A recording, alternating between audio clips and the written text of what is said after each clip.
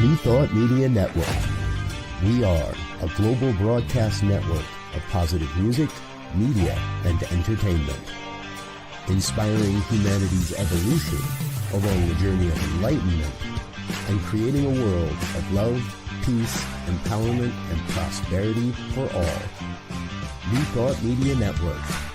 Positively inspiring.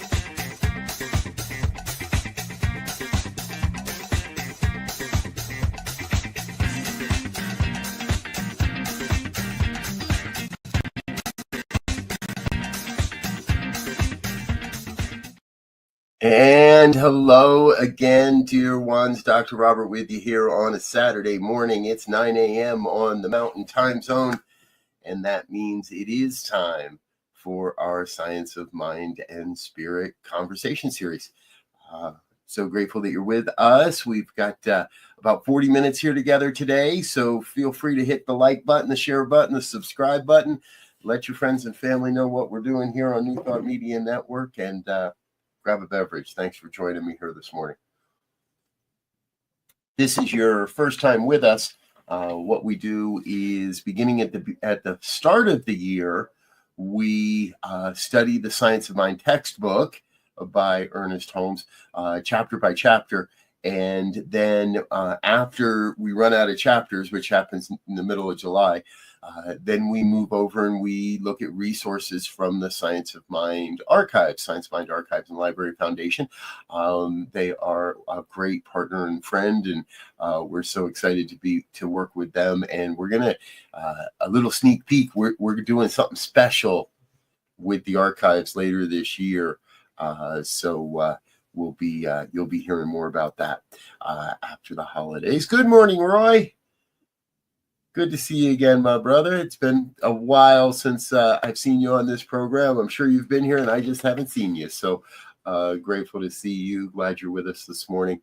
Anyone else that's out there, do feel free to chat along, chime along, comment in the comment box. Let us know where you are in the world, and join the program as we go along. And as we dive into our discussion today, of course, you're always welcome to share in the conversation as we continue. So big thank you to Reverend Elzia for being with us last week, and we're going to have Reverend Rodney Gittins with us next week, so that should be a good time as well. Today, what I found and what I did is I went back 25 years. So 25 years ago, for the month of November and the Thanksgiving holiday, I went back 25 years to 1999 and the Science of Mind magazine. And this is the article we're going to look at today: A Thanksgiving Meditation by Ernest Holmes. This is really kind of the lead of the magazine for that month, because there was the letter from the editor prior to that, and then we jump into, they open with a Thanksgiving meditation by Ernest Holmes. So we're going to take a look at that today.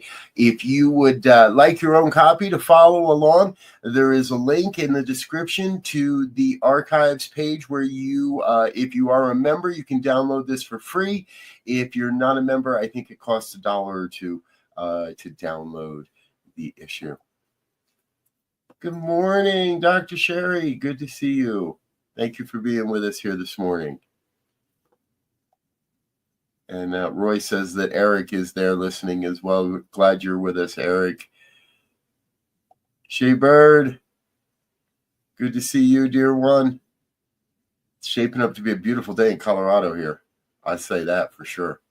And tomorrow, bright and early, my family loads up tomorrow. We head off for Moab, Utah for the week, for the holiday week, and get to see a great. We always enjoy the drive across Colorado. So it's always the same, but it's never boring. And we like to see it. So, all right, let's jump in here. Enough of all that. Let's get into some Ernest Holmes. It is written, "Behold, I stand at the door and knock. This divine visitor, which is yourself," excuse me, I'm offline already. This divine visitor, which is your true self, and which is I am that I am, is both the one who stands at the door and knocks, and the one who opens the door. It is the glory of this recognition that it has given true mastership to the enlightened. Do not look then for masters outside me, nor mediators between yourself and myself. There is but one cell of your body, every thought of your mind, every glory of your spirit. Hence, that which you have so ardently sought after has never been separated from you for one moment. My desire within you to be expressed has been the motivating power, impelling and compelling you evermore to reach on and up. Powerful, powerful words to open. I like it is the glory of this recognition that has given true mastership to the enlightened. The I am that I am, the awakening, the recognition that opens. And I haven't really read this very, very deeply, by the way. I've read through this a couple of times just to kind of look at it, but I haven't gone paragraph and word by word. And so we're gonna just kind of be with this today. I want to be with this whole piece. Because it does feel more like a meditation than a chapter or a lesson. It feels like, and let's together. It feels like Holmes may have been trying to create an experience in our minds that we could, an experience more than just a written article. So. It is written, "Behold, I stand at the door and knock. This divine visitor, which is your true self, and which is I am that I am, is both the one who stands at the door and knocks, and the one who opens the door. You are you. You are the I am that I am." You individually have to accept this. It is the glory of this recognition that has given true mastership to the enlightened.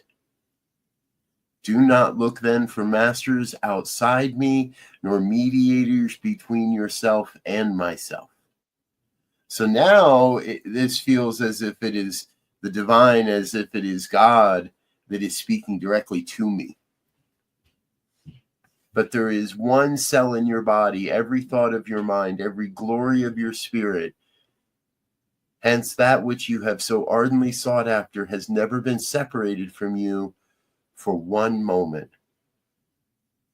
My desire within you to be expressed has been the motivating power, impelling and compelling you evermore to reach.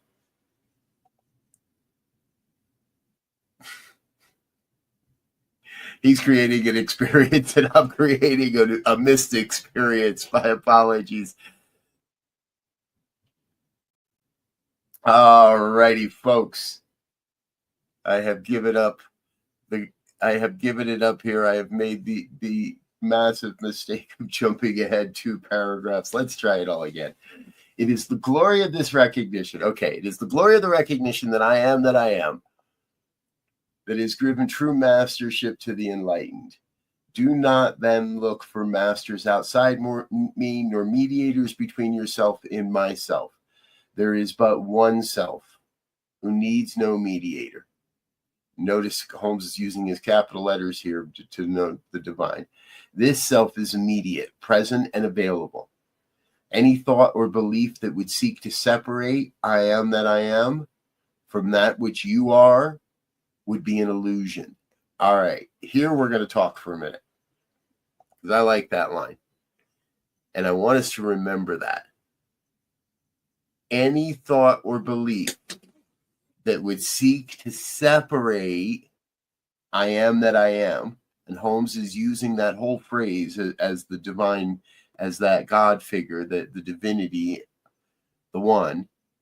Any thought or belief that would seek to separate I am that I am from that which you are would be an illusion.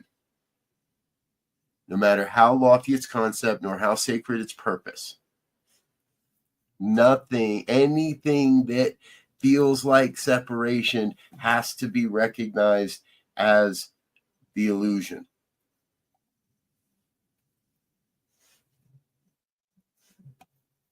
Any thought or belief that would seek to separate I am that I am from that which you are would be an illusion, no matter how lofty its concept nor its sacred its purpose.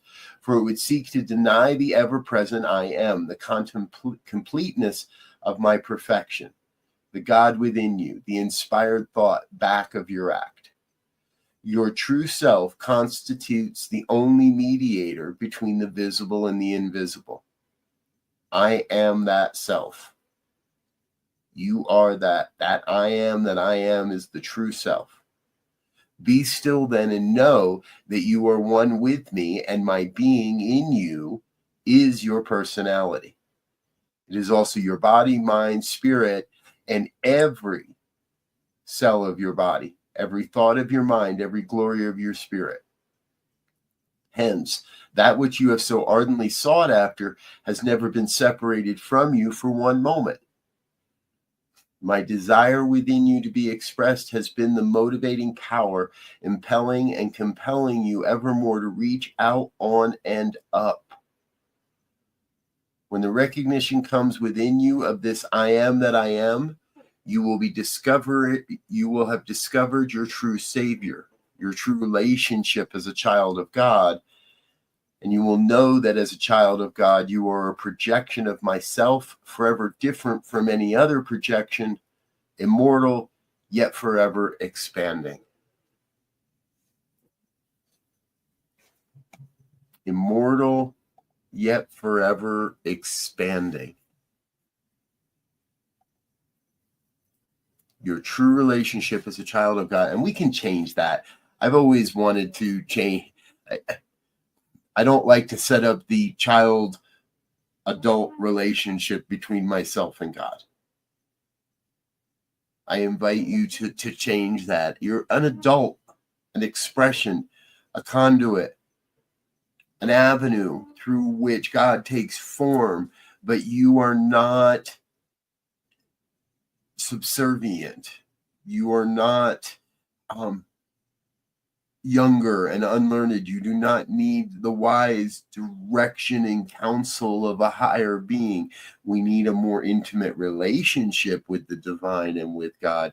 So I tend to change those phrases where Holmes, and we can read it just a little bit different. When the recognition comes within you of this I am that I am, let's bring it back up for you. When this recognition comes within you of this I am that I am, you will have discovered your true Savior, your true relationship as one of God. And you will know that as one of God, you are a projection of myself, forever different from any other projection, immortal, yet forever expanding. So you are unique. We're moving from I can sense already what we've got here is a really good spiritual light treatment, because he's moving from that recognition of the I am that I am to the individualizing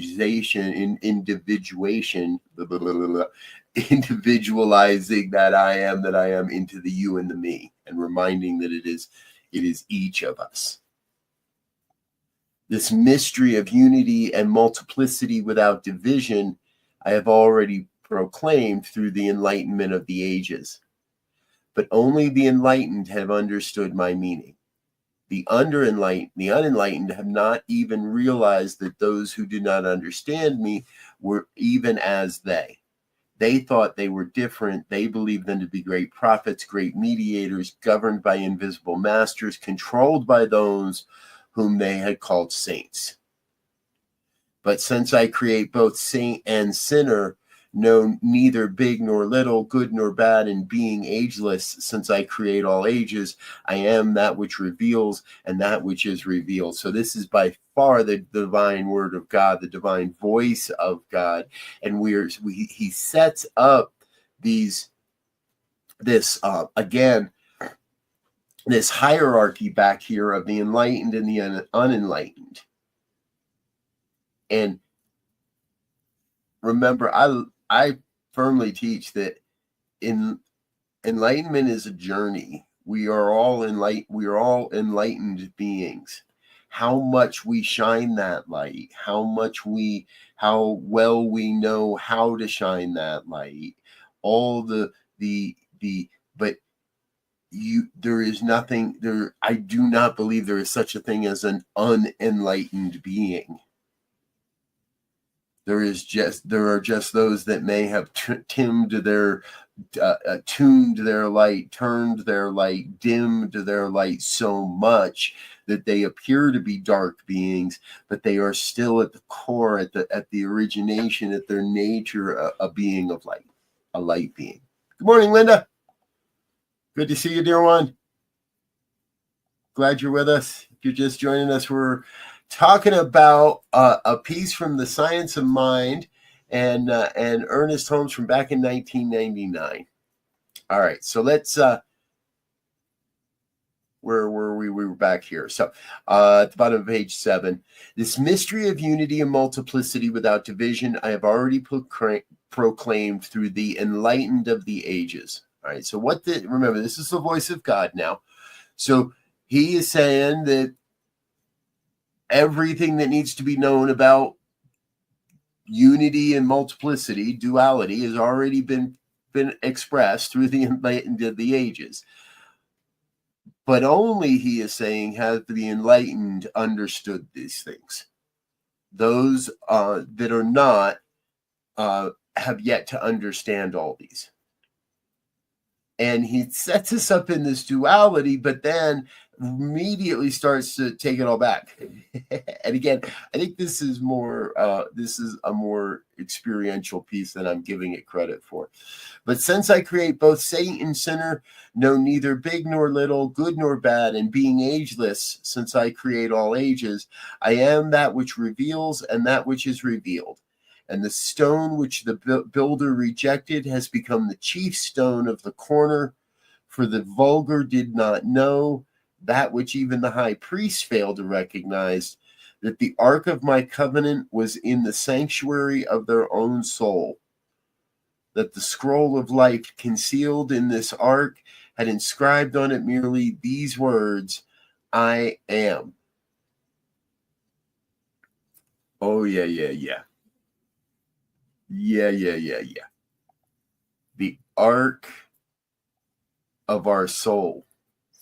The ark of the covenant. The ark of the covenant is hidden in each of our individual soul, in the sanctuary of their own soul. Even the high priest failed to recognize that the ark of my covenant was in the sanctuary of their own soul. I think we need to wake up. Yes, he's going to call us to wake up to that. And the stone which the builder rejected has become the chief stone of the corner, for the vulgar did not know that which even the high priest failed to recognize, that the ark of my covenant was in the sanctuary of their own soul, that the scroll of life concealed in this ark has inscribed on it merely these words, I am. I am the abundance within you.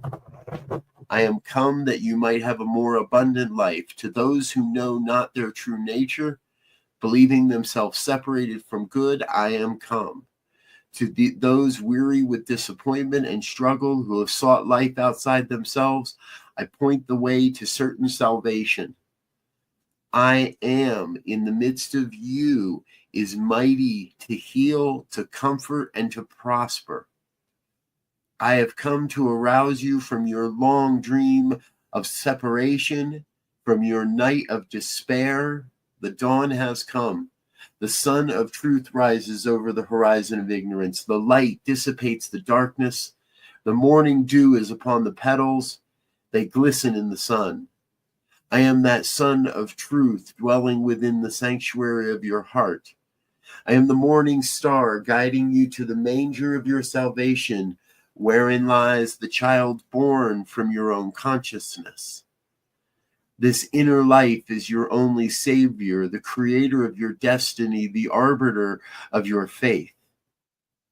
Therefore, awake, become aware of my presence, for I am life. I am not something apart from your being. I am your being. Closer than breathing, nearer than hands and feet, I am. You have thought you denied my existence by affirming lack, fear, and failure, but in reality, you have merely affirmed my power to be to you what you believe. I am the reality of your being, but I have always prepared to you in the I have always appeared to you in the form of your belief. I am more than your conscious mind. I am that which projects this mind that you call you. I am that which creates your personality and projects it from the center of my own divine originality. I am the power that has bound you to your false belief. I am the presence that alone can give you freedom. Bondage and freedom are one and the same. I am who is in the midst of your being, can project one as easily as the other. Bondage does not bind me, it merely expresses me. That which you call your bondage is really my freedom misused. I have come to awaken you from the sense of limitation, to proclaim to you the eternal day of God abundance. I have come to equate your mind with the truth, to convert your soul by reason, inspiration, and illumination to the realization that I am is all there is, beside which there is none other. Within you is the secret place of the Most High, the tabernacle of the Almighty, the indwelling good, the ever-presence and the eternal child. This ever-presence and this eternal child are one and the same being. I am that being. I am the all-being. I am your being. You are my being. I am that which thou art which I am. If you can put aside your fear, doubt, and hurt, which is but an expression of your sense of isolation, if you can put aside your negation and turn to me alone, then you shall be made free. Be still and know that I am God, your true self. Be still and know that I am the principle. Be still and know that I am the truth, dispelling all error. I am power, neutralizing all weakness. I am abundance, swallowing up all lack. I am your real self.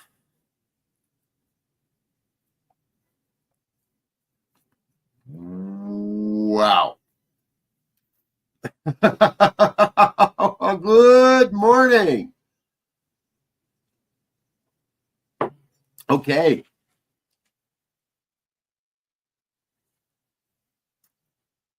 Exactly. Woohoo. And Linda, yes, bondage and freedom are both self-imposed. Bondage does not bind me, it merely expresses me. That which you call bondage is really my freedom misused. Bondage does not bind me, it merely expresses me. There's one of the other really, really good ones. Within you is the secret place of the Most High, the tabernacle of the Almighty. I wonder sometimes, in our desire within, and I'm going to call this across the New Thought movement, in our desire to more clearly communicate the principles and the practices, have we lost touch with the poetic aspect? Sometimes, perhaps. I don't know what the history is of this. I'm going to have to call Kathy and see if she knows. And sorry, that's Reverend Kathy Mastriani, Executive Director of the Archives, and or see if Reverend Dr. Mark Gilbert, who is a presenter on this program, if he knows where some of these things came from, because this article is not attributed to a talk. It's not clear where it may or may not have come from. It's after Holmes's transition to the greater dimensions of livingness, and so, and I don't know the origin of this piece. And I apologize because I was so clumsy in the beginning of this, scrolling in the wrong direction. Number one, number two, and not this is as I got into it, it starts to feel more like a sermon, and it feels more like a transcript of a sermon that he may have given. And now that I've read through it and really read through it, I'm with Shay, full body goosebumps on this one. Yes. We get into this place where Holmes is, I mean, yeah. I am the power that has bound you to your false belief. I am the presence that alone can give you freedom. Bondage and freedom are one and the same. I am, who is in the midst of your being, can project one as easily as the other. You have the ability to project each one as easily as the other. Would you rather project that bondage and suffering, or project freedom and love? If you can, and so I have come to awaken you from the sense of limitation, to proclaim to you the eternal days of God abundance. I have come to acquaint your mind with the truth, to convert your soul by reason, inspiration, and illumination to the realization that I am is all there is, beside which there is none other. He gets into it at the end of it. This must be a talk, actually. Now, as we dig into this has to be more of a talk, because he laid out his case and has ramped himself up to this great conclusion. I have come to awaken you from the sense of limitation, to proclaim to you the eternal days of God abundance. I have come to acquaint your mind with the truth, to convert your soul by reason, inspiration, and illumination to the realization that I am is all there is, beside which there is none other. Within you is the secret place of the Most High, the tabernacle of the Almighty and indwelling good, the ever-presence and the eternal child. This ever-presence and this eternal child are one and the same being. I am that being. I am the all-being. I am your being. You are my being. I am that which thou art. Thou art that which I am.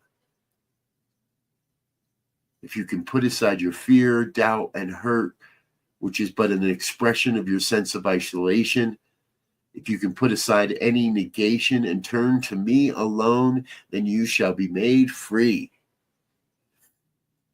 Be still and know that I am God, your true self. Be still and know that I am the life principle. Be still and know that I am the truth, dispelling all error. I am power, neutralizing all weakness. I am abundance, swallowing up all lack. I am your real self.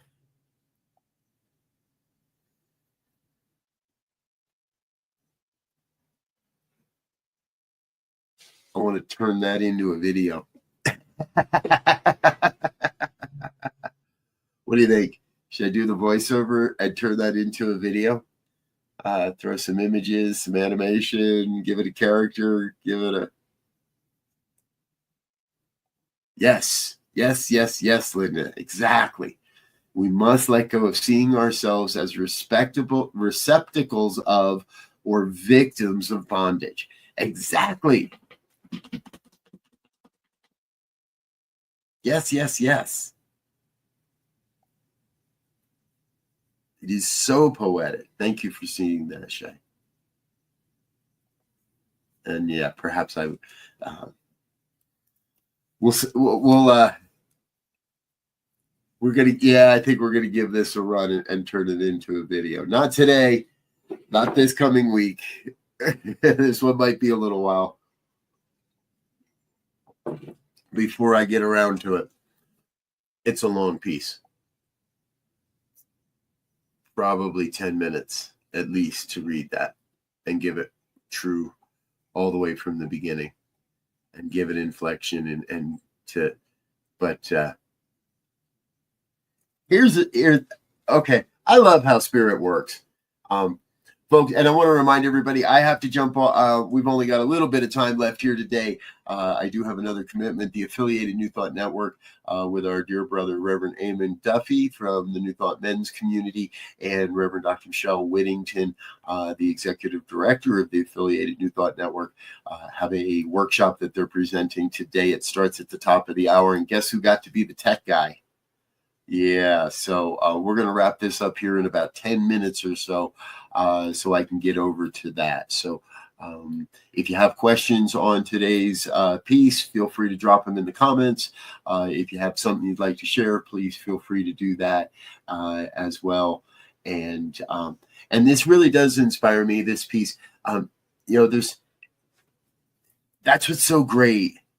It's a $10 subscription to the archives allows you to download these materials. You get up to, I think it's 20 downloads a month. So you could, for $10, you get 20 episodes of issues of Science of Mind magazine. And each one of them are filled with all kinds of wonders and pieces, things that I have never seen. And from across the years, there are a lot of various authors that I have no real awareness of or connection with.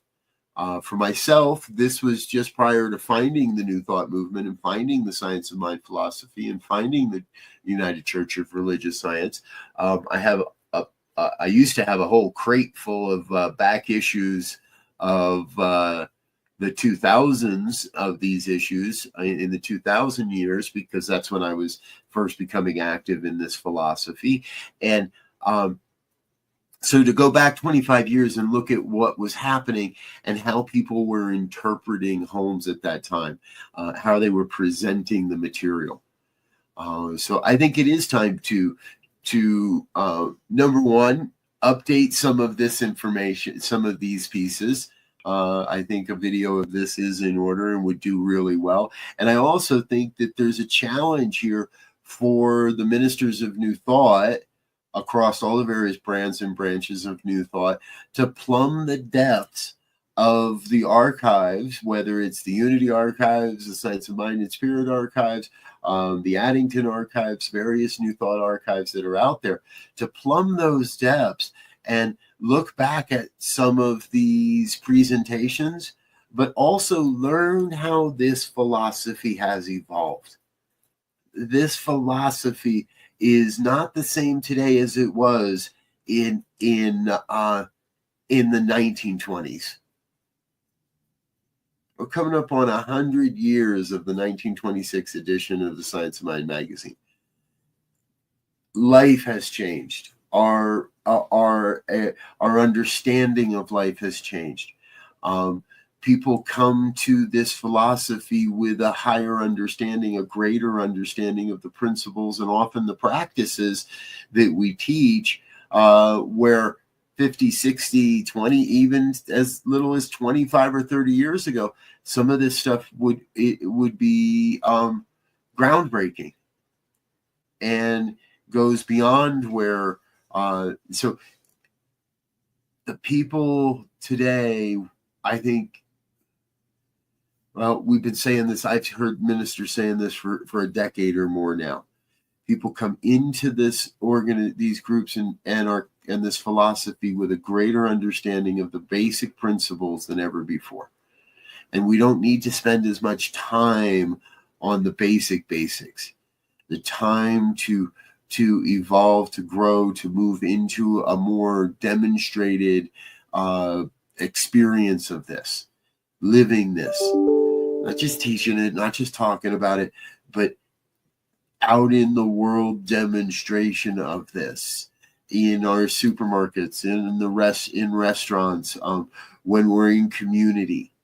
And a lot of you have already heard this, and if you're new to what I've been saying, it's become clear to me in the last few weeks the need for community across the apparent division or the false appearance of separation, the building of community across the false belief in separation or the false appearance of separation is more important now than ever. So I invite you, and New Thought Media Network is committed to finding a way to doing that in the digital virtual world, to finding a way to bridge across the false appearance of division, of separation, to help us see that we don't really need a bridge. We just need to believe that we have a bridge. And we need to move into a place of that belief that we need not suffer. We are not bound.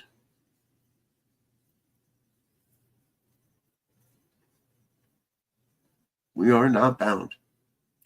All right. Folks, I do need to start wrapping this all up because, as I said, we've got a great event happening over at the affiliated New Thought Network today, and I sort of got doubled up and got double booked. So we're going to pull this all together. I want to thank you for being with us here this morning.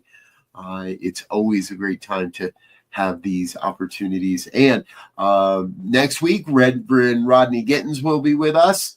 I invite you to check that out. Be sure to tune in for that. There's also some things coming up that we do want you to know about right now. For those that are familiar with something else we just recently finished as far as working with some people, here's a new one. A daily practice, mindful practice on forgiveness, November 25th through December 22nd. You'll get a phone call or a voicemail that lets you call right back in. You can also access through the website, 28-day mindful practice, November 25th through December 22nd. I am part of this, and a number of other great New Thought leaders are a part of this. Our dear friend, Rev Jersey Girl, and the Planned Happiness Institute helping to put all this together. So we really invite you to join us for that. Also coming up in December, over the December-January holiday, New Year Visioning Festival. This is going to be a 4-day event, Monday through Thursday, with 3 opportunities each day to join us in a visioning process, explore the answers to life's questions, deepen your visioning practice.